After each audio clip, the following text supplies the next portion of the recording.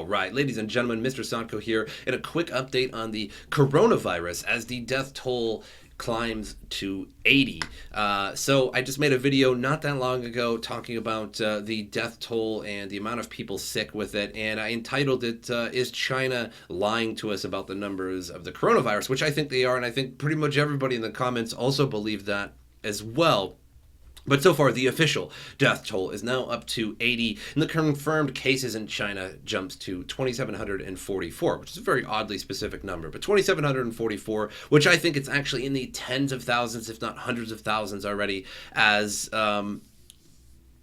basically, growing amid evidence that the disease has an incubation period of about 2 weeks before the infected start to show signs of the illness. It seems that a lot of people are probably carrying the virus much more than what is totally stated of just 2,744 confirmed cases. There's probably tens of thousands, hundreds of thousands in China right now, and throughout the world in total with this virus. And it's supposed to have an R0 of something like 3.8, which means that you get 3.8 people sick, and then they get 3.8 people sick with this. So it has an extremely high virility,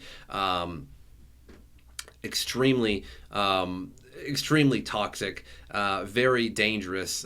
So the incubation period is only 10 days. So that means that it's spreading very, very quickly. And I think that China is the type of government to sort of save face and say and not say, hey, we should have got on this sooner. There's actually more like hundreds of thousands potentially. First of all, the city of Wuhan has 11 million people in it, and to only have a few thousand people sick in a city of 11 million with such a viral disease going on right now, I think it's just outrageous, especially during the Chinese New Year, where everybody's just traveling all around China, not only just in China, but away from and to China as well. Right now there's just basically planes going all across the world, carrying this disease. And with that actually said, the first case of coronavirus has made its way to Arizona. And it's actually in Maricopa County, where I was from. So if you have been watching my channel for a while, most of my videos were made while I was in Arizona. And I was in Maricopa County.